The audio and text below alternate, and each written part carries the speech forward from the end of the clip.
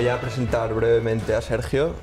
Sergio Vilasan Juan es escritor, periodista cultural y en la actualidad coordina el suplemento Culturas de La Vanguardia que todos conoceréis. Recientemente ha sido galardonado con el Premio Nadal, uno de los premios literarios más importantes del país, premio que también destaca por algunos de sus ilustres ganadores, entre ellos Carmen Laforet, Sánchez Ferlosio, Francisco Umbral o Miguel Delibes, no está mal. Entre los títulos de Sergio destacan obras como Una heredera a Barcelona, Código Bestseller o El síndrome de Frankfurt. Sergio, además, fue comisario del Año del Libro y de la Lectura de 2005 y ha organizado diversas exposiciones antológicas de pintura. Sergio, ¿cómo te defines? ¿Periodista, escritor, después periodista? Bien, bueno, buenas tardes. Os agradezco esta invitación a inaugurar vuestra actividad de tertulias y conferencias, que me parece muy interesante, y os agradezco a todos la asistencia. Yo vengo de familia de periodistas, entonces, como suele pasar, lo primero que hice cuando tenía 20 años era decir, no quiero hacer lo que ha hecho toda mi familia. Entonces me matriculé, no me matriculé en periodismo, me matriculé en historia. Entonces estudié historia, estudié derecho, cosa que creo que comparto con bastantes de lo que estáis aquí, pero a mí el administrativo de cuarto me tumbó, porque realmente me producía pesadillas. El administrativo de mi época, con los libros de don Luis Entrena, que eran unos tochos así de grandes, pues eran muy duros, y yo, como ya estaba acabando historia, como enseguida encontré trabajo, pues el derecho lo dejé colgado, pero el derecho me enseñó varias cosas. O sea, yo creo que el derecho me ha dado un poco una visión legalista de la vida. Creo que el derecho es importante, que el pacto, ¿no? Pacta sunt servanda, o sea, y nulla pena sine lege previa, scripta y stricta. O sea, creo que el derecho, aunque no lo acabes, como es mi caso, te da una visión de la relación social y de la relación política que es muy útil. Pero en fin, yo estudié historia para no hacer lo que había hecho toda mi familia, que era periodismo, y cuando tenía 20 o 21 años, estaba acabando historia, me di cuenta de que quería ganar dinero, me apetecía ganar dinero para tener una vida un poco independiente, y lo primero que me salieron fueron trabajos de periodismo. Empecé a colaborar en diarios y revistas, y poco a poco ya me fui metiendo. Nada más acabar la carrera de historia me ofrecieron entrar en un diario, un pequeño diario que se llamaba El Correo Catalán, donde enseguida pues tuve la suerte que tienes cuando eres joven en pequeñas organizaciones. Las pequeñas organizaciones son mucho más prácticas que las grandes, porque en las grandes hay mucha competencia para hacer las cosas, mientras que en las pequeñas enseguida tu aportación enseguida funciona. Yo entré en un diario que era pequeñito, que éramos 4 gatos, y enseguida dije, oye, me gustaría hacer esto y lo otro. Me dieron mucha cancha y enseguida estaba pues entrevistando a Dalí, por ejemplo. Yo tenía 22 años y estaba con Dalí, que era una figura internacional, ¿no? Bueno, fui trabajando. Primero estuve en El Correo Catalán, donde me ofrecieron hacer la sección de cultura. Hice durante 3 o 4 años, pero entonces parecían muchos, una sección de cultura. Luego pasé al Noticiero Universal, que era otro pequeño diario de los años 80, que salía por la tarde. Esto ha desaparecido, pero en los años 80 habían diarios que salían por la tarde y se hacían por la noche para coger las últimas informaciones. Ahora todo esto es innecesario, porque la comunicación se ha vuelto muy rápida, muy directa. Miramos el móvil y nos salen las noticias del momento. Entramos en Internet y nos sale la actualidad. Pero en los años 80 la actualidad la pescabas por la radio. La radio era lo más inmediato. Y si querías actualidad en profundidad, si querías un diario, cogías el de la mañana y después de comer el de la tarde, que te daba un poco lo que había. Yo trabajé en un diario de tarde, que se llamaba El Noticiero Universal, y de repente cerró. Y todos estos diarios pequeñitos de los años 80 cerraron porque tenían un problema tecnológico. Eran diarios vinculados a unas imprentas con una plantilla muy sobredimensionada. Estas imprentas tenían una tecnología obsoleta. Entonces, en mitad de los años 80 hubo una crisis fenomenal, y entonces, de, no sé, 200 diarios que había en España, pues probablemente 100 cerraron, entre ellos el que yo trabajaba.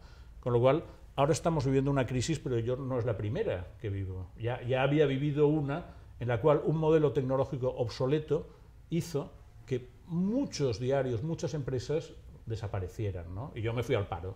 Entonces estuve una temporadita en el paro, estuve probando en varias revistas, estuve probando en la televisión, en la radio, y al final tuve la suerte de entrar en La Vanguardia. La Vanguardia es un diario grande, es un diario de prestigio, es un diario con medios. Cuando entré en La Vanguardia, que fue en el año 87, llevo ya 26 años, Cuando entré en La Vanguardia vi que por primera vez podía viajar, que si decía quiero ir a hacer una entrevista a París o a Londres, pues tenía la capacidad de que me pagaran un billete de avión y una estancia. Cuando llevaba un año o así en La Vanguardia dije, me quiero ir a Nueva York a hacer unas entrevistas. Ningún problema. Vete a Nueva York, tienes un hotel. Esto, los diarios donde ya había estado anteriormente, era impensable porque no te podías ir ni a Viladecans. Nadie tenía dinero para nada. Yo pasé de situaciones muy austeras, donde para hacer informaciones, donde para trabajar se requería mucho voluntarismo, y a pesar de lo cual tirabas adelante, lo hacías con voluntarismo, a una situación de mucha tranquilidad económica, porque con La Vanguardia he tenido la suerte, durante 25 años, de hacer un poco la información que yo he querido, con bastantes medios a mi disposición. Desde hace 4 o 5 años, como sabéis, estamos pasando una crisis terrorífica, que todo el mundo, todos los empresarios, de todas las empresas, los propios medios de comunicación, están con mucho miedo, y en La Vanguardia también hemos recortado gastos, todos volvemos a mirar mucho la peseta, etcétera, etcétera, y volvemos un poco a la austeridad. Pero durante años he tenido la suerte de poder hacer mis reportajes, de poder hacer suplementos con cierta holgura de medios, ¿no? Y esta ha sido un poco mi trayectoria, ¿no? Yo os hablo del punto de vista económico, del punto de vista de la fabricación, porque es importante, porque cuando haces un trabajo, en qué condiciones lo haces es una cosa muy importante. Y ha sido la propia profesión y la vida la que le ha llevado al periodismo cultural, o su amor por la cultura, y tú dijiste que querías dedicarte a eso en un momento determinado. Bueno, yo soy una persona que cree mucho en la cultura. Yo siempre he sido muy lector, me ha gustado la pintura, me ha gustado el cine. Entonces, para mí la cultura es una salida natural, ¿no? Pero además me pasó una cosa, que es que cuando empecé a trabajar con un primo mío, intentamos una temporadita el periodismo político. Fuimos a entrevistar a los principales líderes catalanes, la democracia estaba recién establecida, iba a haber elecciones autonómicas en Cataluña, hicimos una serie sobre los líderes políticos catalanes y los entrevistamos a todos.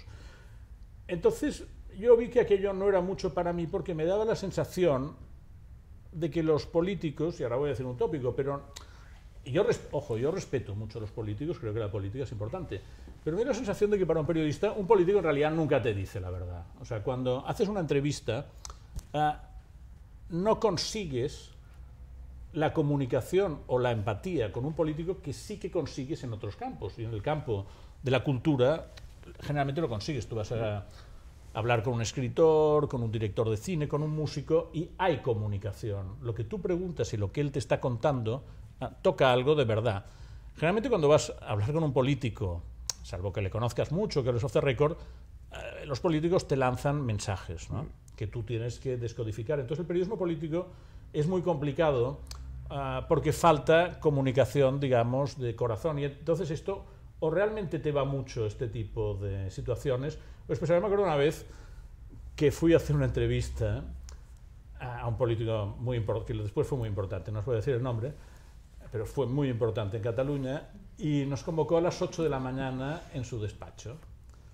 Bueno, fuimos a las 8 de la mañana, que es una hora temprana, y este político estaba haciendo cosas, y le empezamos a preguntar usted qué cree, patín, patán, y entonces él de repente, a media entrevista, se sacó una máquina de afeitar del bolsillo, de pilas, y se empezó a afeitar a media conversación con nosotros. Entonces nosotros preguntamos, ¿y usted cree que en las próximas elecciones? Sí, porque yo...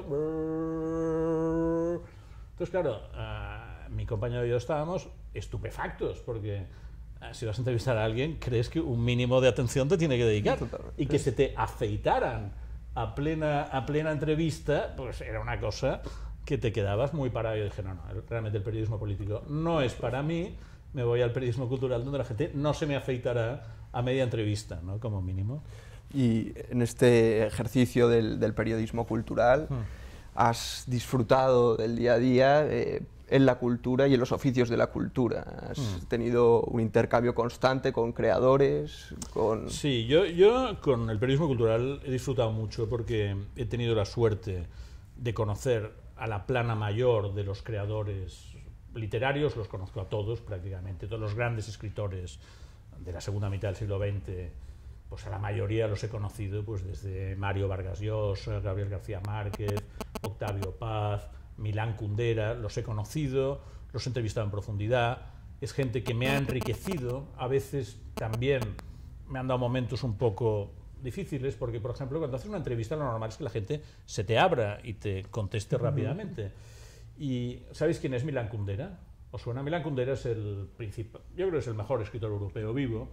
Es un escritor checo que se escapó de Checoslovaquia en la época del telón de acero, se refugió en Francia y empezó a hacer unas novelas que tuvieron mucho éxito, unas novelas que mezclan melodrama, crítica política, mezcla filosofía europea, es muy bueno.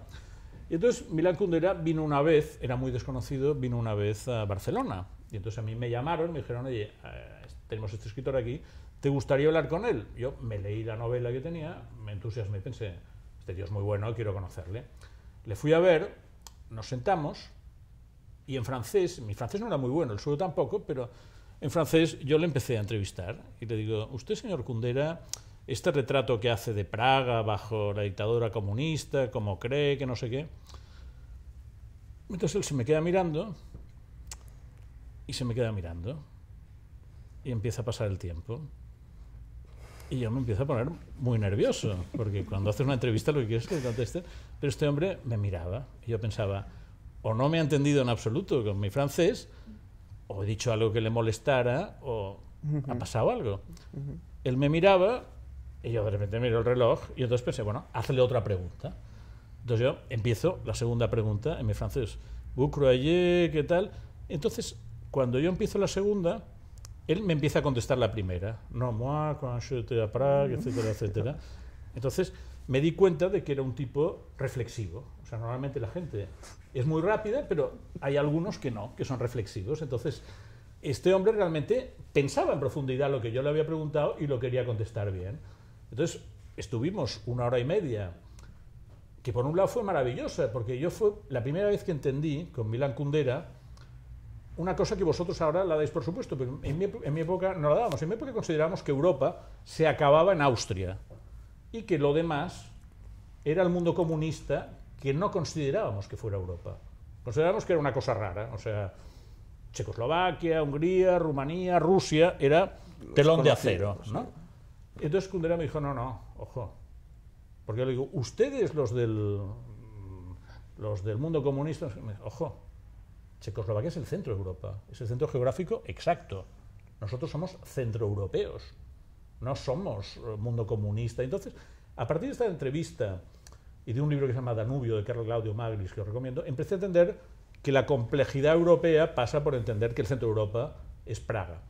Pero bueno, la cuestión es que estuve 1 hora y media con este hombre y que no me contestaba y que yo me ponía, pero realmente sudaba, porque le tenía que arrancar las palabras que cuando se ponía a explicarlas eran muy articuladas y muy bonitas, y cuando transcribí la entrevista fue una maravilla. Pero vi que hay gente pues, que le cuesta hablar y que se lo piensa mucho. Y años más tarde, Kundera hizo público que ya no pensaba dar ninguna entrevista más en su vida a nadie.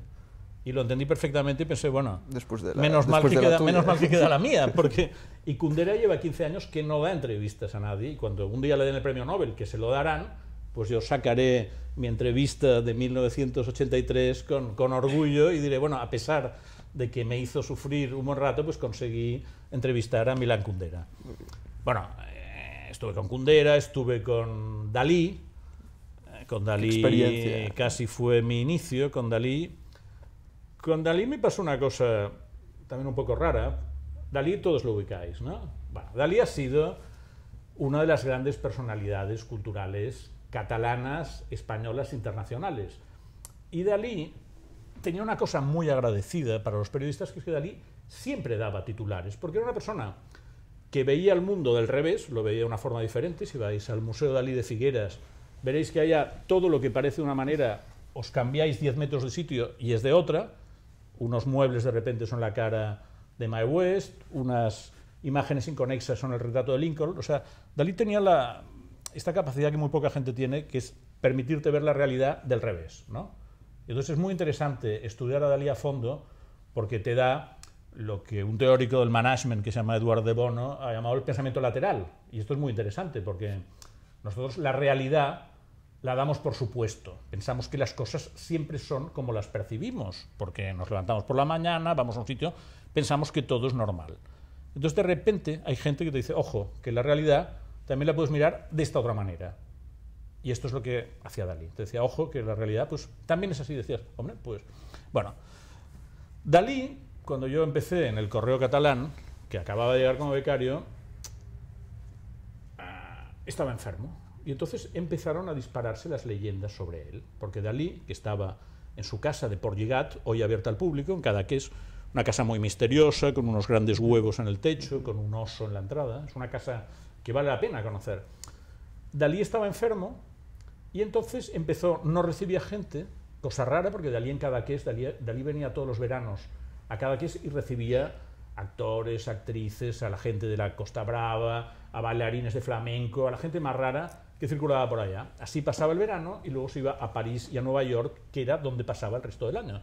Y aquel verano Dalí se había encerrado, no recibía a nadie, y empezó a circular que estaba secuestrado por su mujer, la famosa Gala Dalí, y por sus secretarios, para que firmara muchas litografías, porque se encontraba muy mal, para firmar litografías de estas numeradas, en teoría numeradas para 10 copias, pues firmar 10.000, inundar el mercado. Y entonces, bueno, decían que estaba encerrado, no se sabía, había mucha especulación, y yo dije en el diario, hombre, vamos a llamarle a su casa, a ver si... No, que no se pondrá, que no sé qué. Le digo, vamos a probarlo. Llamé, se me puso al teléfono, sí, soy Dalí y tal, sí, está un poco fastidiado, pero ahora estoy trabajando, estoy escribiendo una ópera. Yo con todo eso hice un artículo que salió al día siguiente en el Correo Catalán, en primera página. Y entonces al día siguiente, eso generó mucho follón, porque era verano, las agencias de prensa lo reprodujeron, entonces me llamó Gala Dalí, indignada. Llamó, era una señora de armas tomar, llamó al diario, usted es una mala persona porque ha vulnerado la confianza de mi marido, porque mi marido se lo dijo a usted, no para hacerlo en un artículo, me pegó una bronca fenomenal. Y entonces yo dije, bueno, ¿qué haces? Porque me interesaba estar bien, era una buena beta informativa, era Dalí. Entonces me fui a Interflora y hice que mandaran un ramo de flores con mis excusas a Gala Dalí a Cadaqués. Y entonces le llegó el ramo y me volvió a llamar, bueno, veo que no es usted tan malo, no sé qué, no sé cuántos, vénganos a ver un día. Le digo, ¿sí? ¿Seguro? Sí, sí. Bueno, cojo el coche y me voy a Cadaqués. Y entonces llamo, ping pong, a la puerta de Port Lligat, sale una criada y me dice, a ver, ¿usted qué quiere? No, no, me ha invitado Gala Dalí a hacer una visita. Entonces aparece Gala Dalí, que es una señora muy siniestra, parecía una momia egipcia, con una cara muy morena, muy acartonada, llevaba un lazo azul de niña pequeña detrás, lo cual le daba un aspecto muy inquietante, porque era una señora de 80 años con un lazo azul. Y entonces me dice, ¿qué quiere? Le digo, no, soy este periodista de Barcelona. Entonces me mira de arriba abajo y me dice, puede irse. Cojo el coche y me vuelvo. Y nunca he sabido para qué demonios me hizo subir Gala Dalí a Port Lligat para volverme a empaquetar para afuera el mismo día. Pero la cuestión es que yo aquel verano estuve, después de esta historia, volví a subir varias veces, conocí a un secretario de Dalí, hice una serie de artículos y gracias a eso entendí el mundo de Dalí y, como los artículos tuvieron éxito, me propusieron quedarme en este diario, en el Correo Catalán. O sea que Dalí, para mí, fue la entrada, digamos, en el periodismo profesional, ¿no? Demostró tener unas cualidades necesarias para tratar con este tipo de genios y que se ha ido encontrando a lo largo de su carrera. Yo creo que lo que me demostré a mí mismo era que tenía lo que había que tener para el periodismo cultural, que era, uno, mucha curiosidad, dos, capacidad de vivirlo full time, o sea, cuando entras en el periodismo cultural, pero yo creo que esto pasa también para cualquier profesión, los 10 primeros años de tu vida profesional son clave. Entonces, son años que tienes que estar volcado al 100%. O sea, tienes que estar mañanas, tardes, noches, fines de semana y verano pensando en el trabajo si realmente eres un vocacional, ¿no?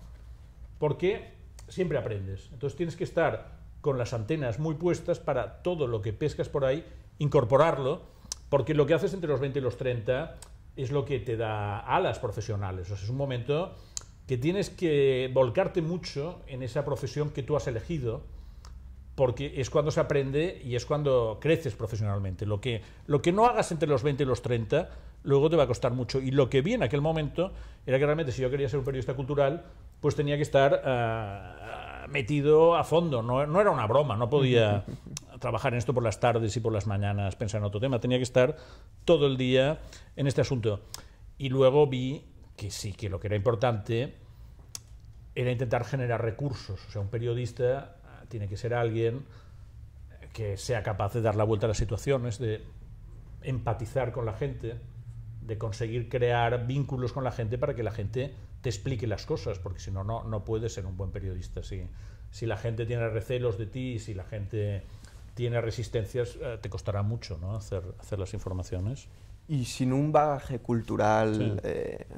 Que tú recibiste en tu familia, esta herencia, ¿no?, de Sí. tu padre, de tu abuelo, ¿te habría sido posible llegar a donde has llegado? ¿Te habría sido posible acceder a este mundo de la cultura y del periodismo cultural? Bueno, yo creo en la meritocracia, ¿eh? O sea, yo me considero afortunado porque efectivamente por familia he tenido enseguida pues un bagaje, porque mi padre era escritor, mi abuelo era escritor, estábamos rodeados de libros, a mi casa venían autores, entonces todo esto yo lo he asimilado, pero a mis hermanos no les interesa, mis hermanas no son, por ejemplo, gente intelectual, ¿no? Y creo además que cualquiera que quiera puede conseguir objetivos. Lo que pasa en mi caso, este mundo que he recibido me ha ido muy bien tanto como periodista cultural como luego como novelista.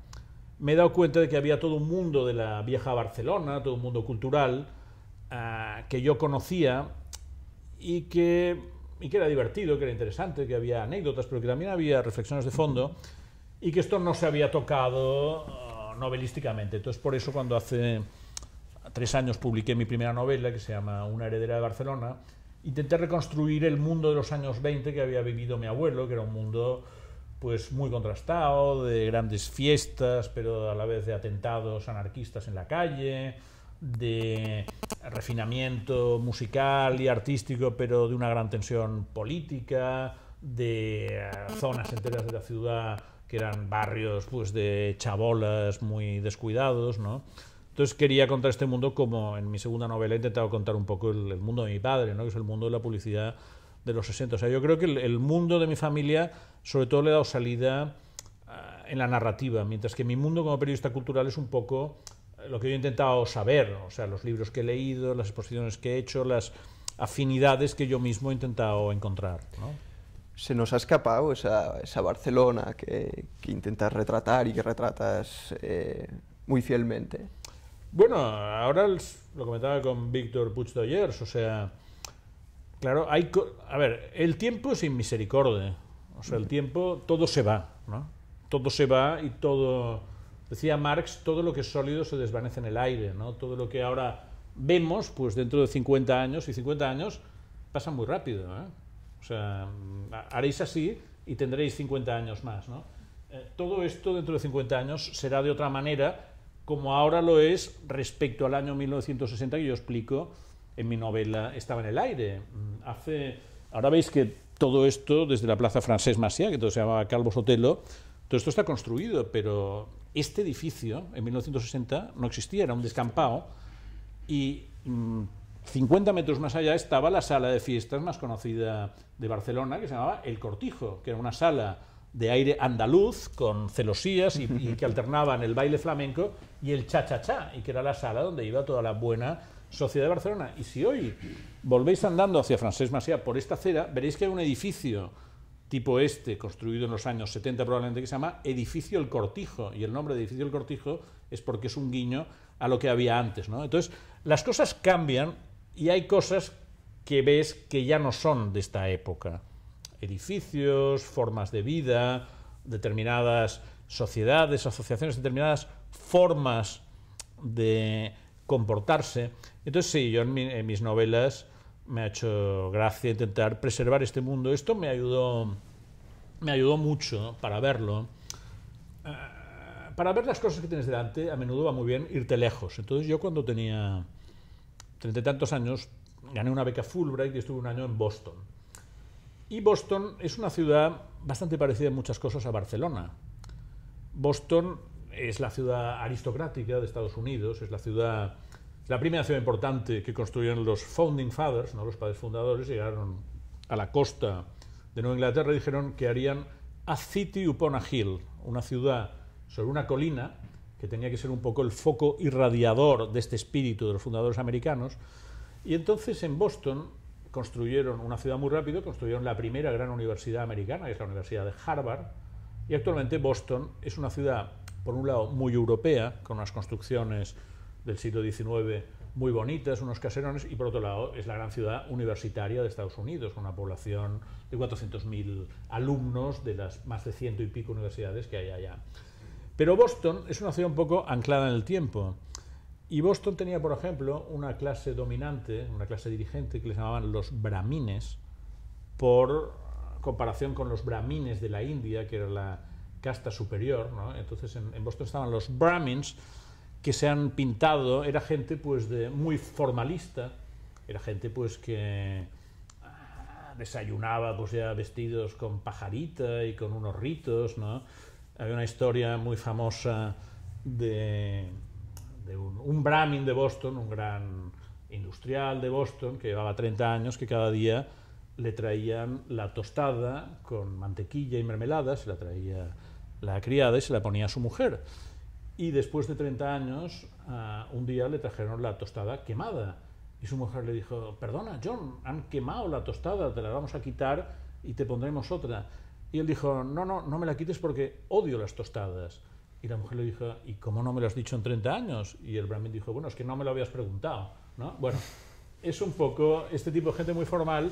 Y entonces en Boston hay varias novelas que cuentan este mundo de los brahmins que aún hoy se puede ver, porque son todas las casas de Beacon Hill y de cierta parte del río Charles.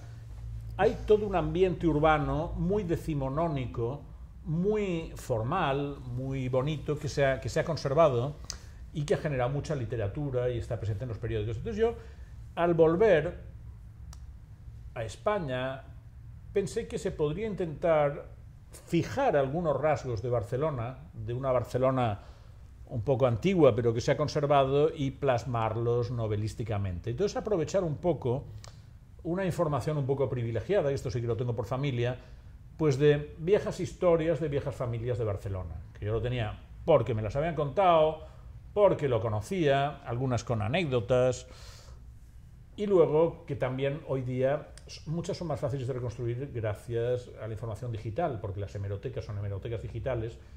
Hace 15 años tú buscabas un dato de 1918 y te volvías loco porque tenías que irte al archivo en papel de los periódicos y empezar a mirar. Hoy lo colocas en un buscador, colocas, no sé, bomba del liceo, lo pones en el buscador y en un segundo te han salido 15 artículos sobre el tema, ¿no?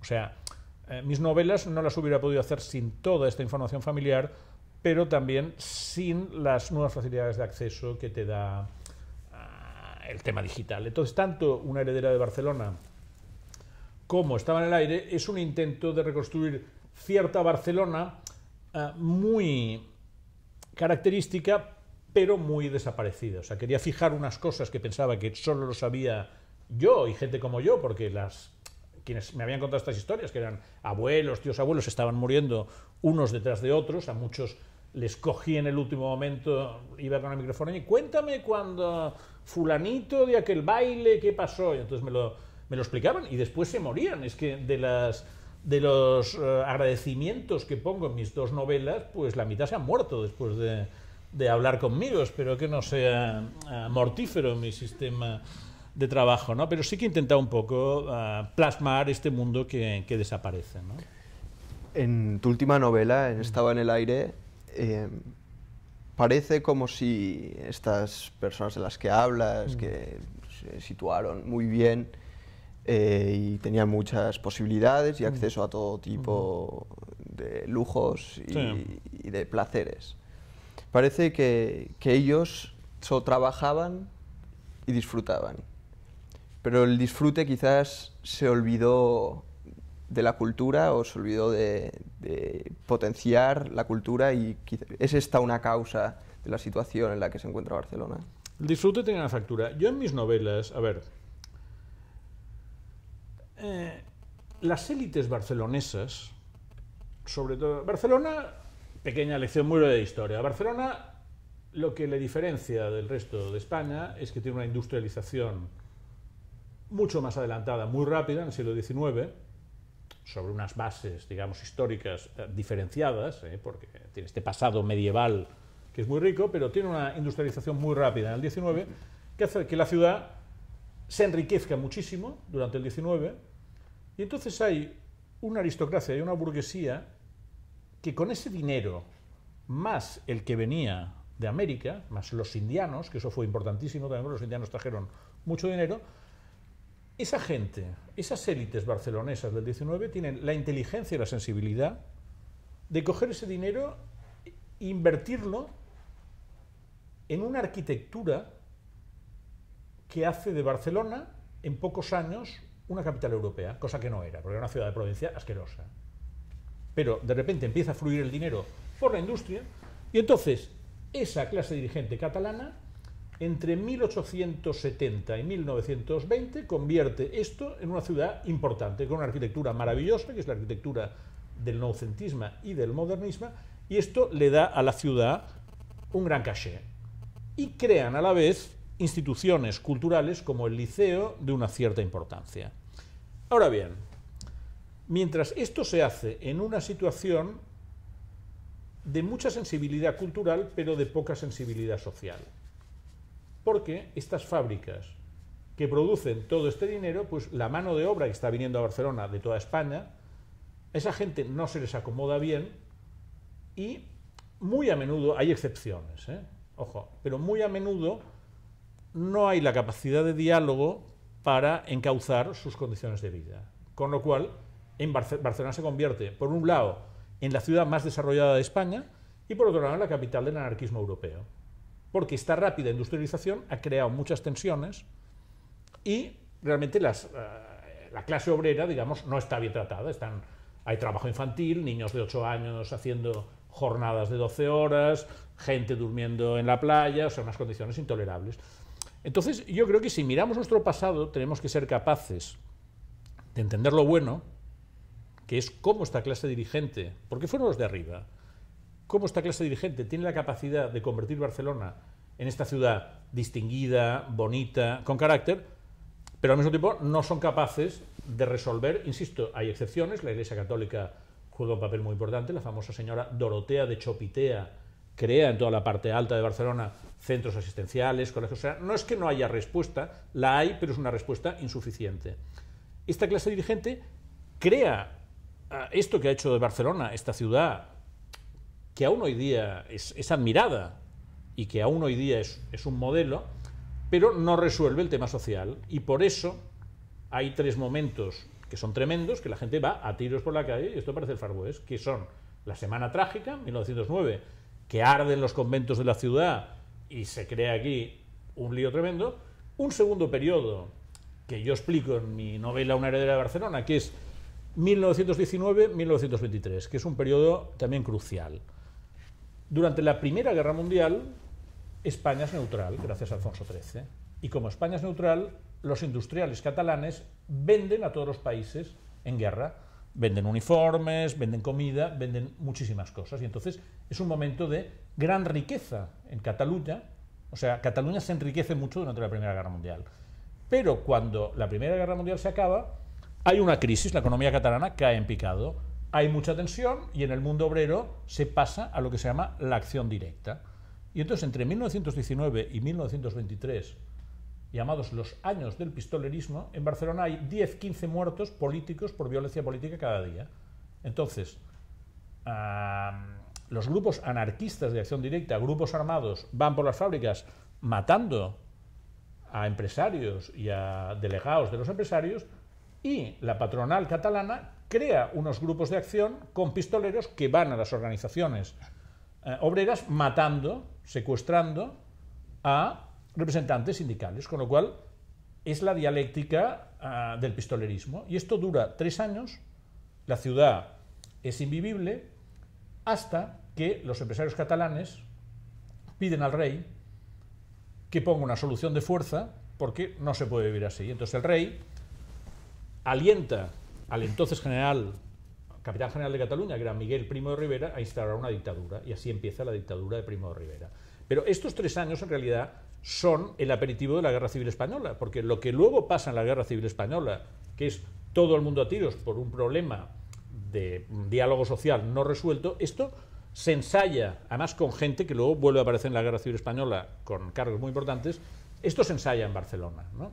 Bueno, si miramos nuestro pasado, tenemos que ver lo que hicieron bien estas élites catalanas, pero también ser capaces de entender por qué la cosa no fue por donde tendría que haber ido, que es lo que yo he intentado, digamos, sobre todo en esta novela de Una heredera de Barcelona.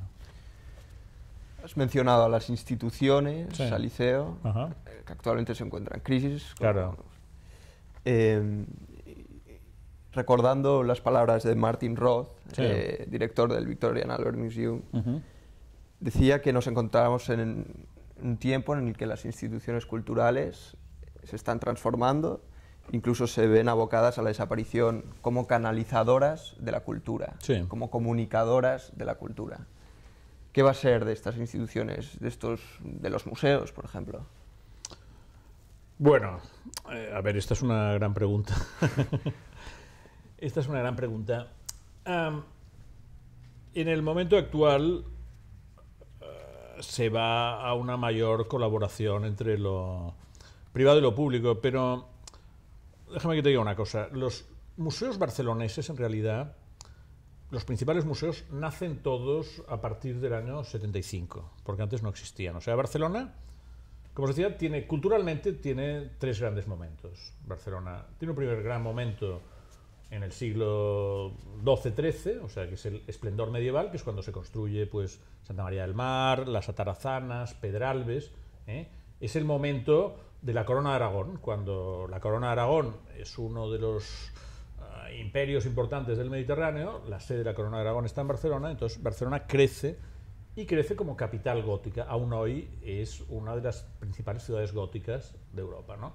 El segundo momento es este que os he explicado, 1880-1910-20, que es cuando la burguesía crea la ciudad modernista. Y el tercer momento es 1992, las Olimpiadas. Con motivo de las Olimpiadas, en los años anteriores se reconstruye toda la ciudad y se rehacen o reabren los museos que hoy disfrutamos, que aparecen todos en el espacio de unos 10 años. El primero es la Fundación Miró, que nace en 1975. Luego el Museo Nacional de Arte de Cataluña, que estaba absolutamente abandonado, se potencia. El Museo de Arte Contemporáneo de Barcelona, CaixaForum, o sea, todos estos, La Pedrera, todos estos museos que vosotros ya habéis visto como una cosa normal, cuando yo tenía vuestra edad no existían. Entonces el panorama cultural era muy pobre. Entonces, digamos, ha sido en general el esfuerzo público el que ha creado todos estos museos. Y ahora no hay dinero. No hay dinero, y entonces todos estos museos están despidiendo gente, haciendo unas programaciones muy pobretonas. Yo estuve la semana pasada en Madrid y vi 4 grandes exposiciones. Y en Barcelona en estos momentos hay una con suerte. O sea, Barcelona, que en los años 90 le pasaba ampliamente la mano por la cara a Madrid en materia de grandes exposiciones, en estos momentos va muy por detrás, porque Madrid sigue siendo la capital del Estado, y el Estado, hay que decir que de forma poco ecuánime, el Estado invierte con mucha fuerza en Madrid, pero el Estado da bastante menos para el papel importante que tiene Barcelona en la cultura española. El Estado no da comparativamente lo que debería dar para el peso que tiene, ¿no? Entonces, bueno, ¿cómo podemos tirar para adelante con todas estas cuestiones? Pues, bueno, con mucha imaginación y voluntarismo. Y la tecnología juega un papel importante ahí. La tecnología juega un papel importante porque Barcelona siempre ha sido pionera en el campo de las industrias culturales. O sea, Barcelona es una ciudad de vanguardia, es una ciudad inventiva. Ya desde la época Picasso se forma aquí, Joan Miró se forma aquí. O sea, Barcelona, en el conjunto español, es una ciudad pionera como espíritu vanguardista, espíritu creador. Entonces, en el campo cultural, Barcelona no solo ha tenido estos artistas que han permitido nuevas visiones, sino que ha desarrollado las grandes industrias culturales, el mundo de la edición. Barcelona es una capital del mundo del libro hispanoamericano, las principales editoriales de toda Hispanoamérica están en Barcelona. Ha sido una capital del cine, ya no lo es. Ha sido una capital de la publicidad, ya no lo es. Es una capital del diseño, Barcelona es una ciudad de grandes diseñadores. Es una capital de la arquitectura, la Facultad de Arquitectura de Barcelona es probablemente la mejor de Europa todavía. O sea, es una ciudad que funciona mejor en cosas de vanguardia que en cosas más tradicionales, ¿no? Entonces esto lo tenemos todavía. Hay cosas que se han ido mucho hacia Madrid, pero lo tenemos y conviene, digamos, asentarlo, ¿no?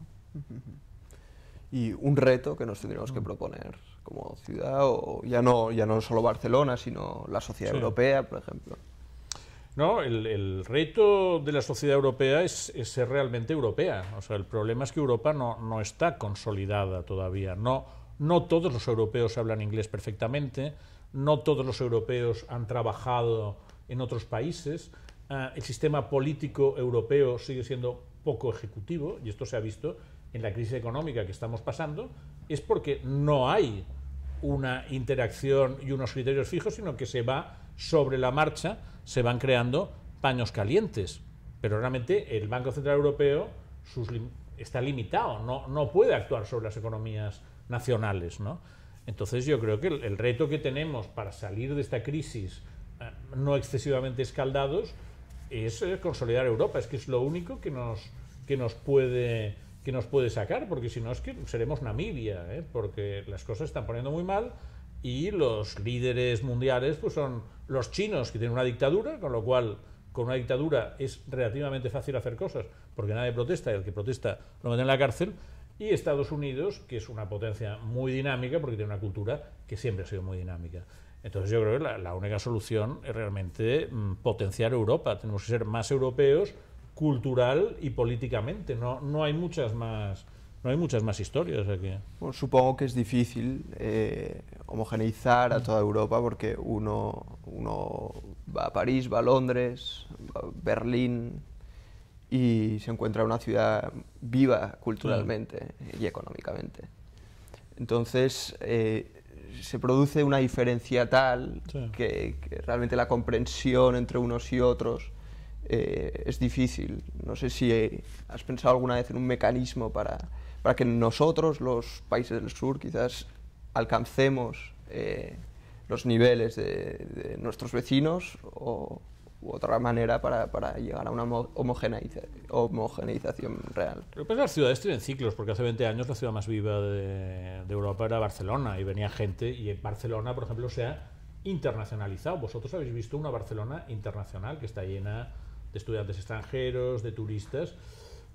Os voy a poner un dato. Cuando yo tenía 15 años en Barcelona no habían turistas. O sea, a Barcelona solo venían visitantes profesionales. O sea, venía la gente a trabajar. Los turistas no venían, a pesar de que el barrio gótico ya existía, como es lógico. El cambio entre visitantes profesionales y turistas en Barcelona se da hace 15 años. O sea, el cambio de Barcelona como destino turístico es consecuencia de las Olimpiadas, del hecho de que las Olimpiadas colocan a Barcelona en el panorama internacional, y gracias a eso se transmite la imagen de una Barcelona que combina tradición, barrio gótico, y modernidad, diseño, Villa Olímpica. Esto empieza a circular y empieza el turismo a fluir a lo bestia, ¿no? Y supongo que lo sabéis, pero Barcelona en 10 años ha pasado a convertirse en el primer puerto de Europa. O sea, en recepción de visitantes. Entonces, bueno, reto de Barcelona. El tema del turismo es muy importante, porque cuando tienes esto, los ingresos que esto te genera te permite hacer otras cosas. Pero el reto de Barcelona es mantener bien la oferta turística sin que se cargue demasiado el espíritu de la ciudad, y generando otro tipo de alternativas que creen un poco biodiversidad cultural y económica, ¿no? También, o sea, Barcelona, el riesgo que tiene Barcelona en estos momentos, bueno, creo que es un riesgo relativo, pero sería el monocultivo turístico, convertirte en Venecia. Que esto, hombre, tiene la ventaja de que todo el mundo come, pero claro, comes haciendo un poco el show del guiri, ¿no? Esto no es interesante. O sea, Barcelona tiene que mantener este atractivo que hace que pase tanta gente, que vengan aquí, y ir creando otras cosas. Desde el punto de vista cultural, esto va por periodos, ¿no? Por ejemplo, ¿cuál diríais que es en estos momentos el sector cultural más vivo de Barcelona? ¿Dónde están pasando cosas? ¿La música? No, creo que no. El sector cultural más vivo que hay en estos momentos es el teatro.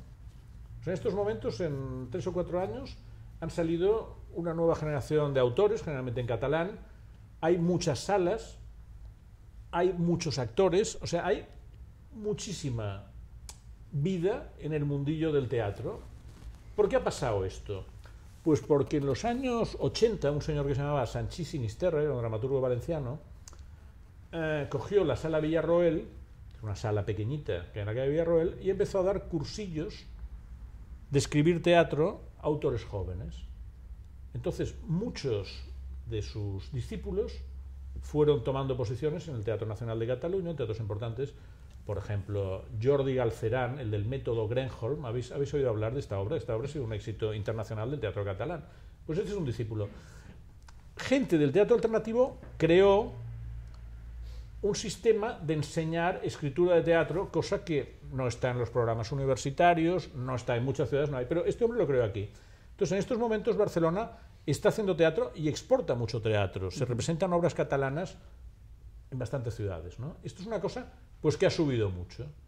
En cambio, el arte contemporáneo catalán, que debería haber tenido un gran incremento porque se creó un museo de arte contemporáneo, no ha funcionado.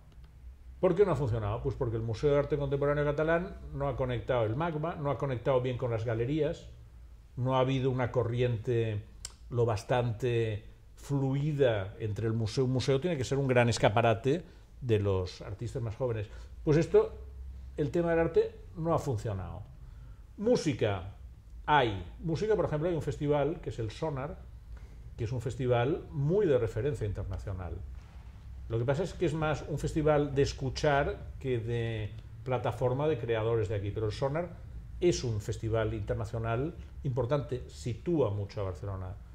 Mundo del libro, el mundo del libro es muy importante también. El mundo del libro es muy importante porque aquí, además el mundo del libro está concentrado en 1 kilómetro entre la calle Aribau con Travesera, donde está Random House Mondadori, que es una gran multinacional del libro, que tiene editoriales como Plaza y Janés, Grijalbo, Lume Montena, y diagonal con la Ronda del Mig, que está un poco más aquí, que está el Grupo Planeta, que es uno de los 10 grandes grupos editoriales del mundo. Pues en este kilómetro están concentrados pues un poco las principales editoriales del ámbito hispanoamericano y 2 o 3 de las grandes agentes literarias también de este ámbito, como la famosa Carmen Balcells, que es la agente literaria de Mario Vargas Llosa, de Gabriel García Márquez, etc. Por ejemplo, en el mundo del libro, Barcelona es competitiva. Liceo, ópera, no está bien. Liceo, ópera no está bien, y sobre todo está pasando una cosa inquietante, que es que en Madrid, el Teatro Real de Madrid, lo ha cogido un director que se llama Gerard Mortier y le ha dado mucha vida y mucho dinamismo. Entonces, Barcelona, que era la capital de la ópera de España, en estos momentos está bajando respecto a Madrid. En fin, hay varios terrenos y el mundo de la cultura siempre es un poco sube y baja. No es estático, sino que es dinámico. Pero, en fin, Barcelona tiene un potencial cultural que es muy identitario. O sea, Barcelona es una ciudad que no se entiende sin un tejido cultural muy fuerte. Una Barcelona no cultural sería otra ciudad, ¿no? No sé si alguien quiere hacer una pregunta. Yo reprendo la pregunta Sí. que he hecho antes. A la vista de todo esto, entonces, Sí. ¿cuáles crees que son las nuevas plataformas culturales que están por venir en el futuro? A ver, actualmente estamos viviendo una revolución de la tecnología, de la información y del conocimiento, de cómo nos relacionamos con el conocimiento y con la cultura. O sea, hace 15 años no existía Google. Entonces, la revolución que Google y los buscadores han puesto sobre la mesa, vosotros no la podéis ver porque no habéis visto la parte anterior, pero hace 20 años, si querías una referencia de cualquier cosa, tenías que irte al archivo, buscarla, perdías muchísimo tiempo. En estos momentos te sale instantáneamente.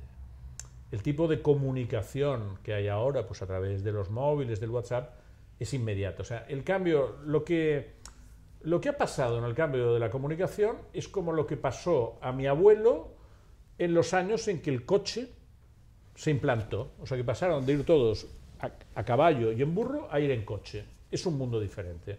Pues esto ha pasado, está pasando con la revolución de las tecnologías de la información. Entonces, esto crea una forma de relacionarte con la cultura que es diferente. La cultura, digamos, tiene tres derivaciones. La cultura, primero, es una forma de entender la vida y de entenderla en profundidad. Tú puedes enfrentarte a la vida y decir, bueno, me quedo con lo plano, me quedo con lo obvio y soy una persona simplona. Entonces esto, hay mucha gente que vive así, de una forma simple, y está muy contenta y no pasa nada. Bueno, quizá pasa, pero es así. Hay mucha gente para la cual lo que hay es lo que hay y punto. Tú puedes decir, no, la vida solo se vive una vez, la vida es un dato importante, vamos a ver qué hay detrás de las cosas, qué es verdad y qué es mentira, qué oculta la apariencia, ¿no? Entonces esto, la cultura, para lo que te sirve es para intentar ver qué hay detrás, para hacer de tu vida algo un poco profundo, ¿no? Para generar pensamiento crítico. Esto es la cultura, primera acepción. Pero luego la cultura es el consumo cultural. Es los libros que lees, las películas que vas a ver, la música que escuchas, todo esto es el consumo cultural. Y luego, por último, cultura es lo que llaman los contenidos, ¿no? Actualmente estamos creando una gran plataforma de medios de comunicación que hay que llenarlos de contenidos. ¿Qué es lo que nos van a dar los Facebook, las webs, todos los grandes containers tecnológicos que se están montando? Pues todos estos grandes containers nos tienen que dar contenidos. ¿Y quién aprovisionará estos contenidos? Son los productores culturales, porque todos querremos ver muchas series de televisión, querremos ver películas, querremos que cuando entramos en un blog haya algo que podamos aprender, en fin. Esto es un poco el universo cultural en el que nos movemos. Entonces, la cultura en el mundo actual es muy importante. Primero, porque con la cantidad de información que estamos manejando, necesitamos tener un pensamiento crítico que nos permita entender las cosas y pasar a través de la gran avalancha de información que nos cae. La cultura es lo que nos permite entender las cosas en un contexto de súper rapidez y súper interrelación, que es el mundo en el que vivimos también. Pero además, por último, la cultura es aquello que este mundo de grandes proveedores, de Google, de Amazon, etcétera, va a ser el gran negocio del siglo XXI. Entonces, esto es un poco lo que hay entre manos, ¿no? ¿Y más? Max. En mi modesta opinión, ¿eh? Sí, quisiera preguntarle respecto a la situación en la que llegó la cultura ahora mismo y a la crisis igual que está afectando. ¿No cree que también es debido en parte al excesivo intervencionismo del sector público, quizás, ¿no? ¿Ha convertido el sector de la cultura en algo poco competitivo, quizás? Bueno, esta... Es que no sé qué decirte. En principio te diría que sí, pero creo que no. Por ejemplo, te voy a poner un ejemplo. En estos momentos el único cine bueno europeo es el francés. El cine francés, que había sido muy bueno en los años 50, luego desapareció, y ahora los franceses vuelven a hacer una serie de comedias y de películas que están bien. Las ves y dices, mira, es interesante, no es banal, está bien hecho, profesionalmente bien hecho, te cuentan historias que tienen entidad. Y esto se puede hacer porque los franceses hace 10 años probaron una cosa que se llamaba la excepción cultural, que era decir, bueno, en principio no vamos a proteger casi nada porque la legislación europea implica que no podemos proteger nuestros yogures ni nuestros coches, no podemos crear tasas, pero vamos a proteger una cosa que es nuestra cultura. Y entonces los franceses, por ejemplo, han conseguido que el cine pues lo subvencionan, digamos, le dan ciertas facilidades y gracias a eso el cine francés se ha salvado, ¿no?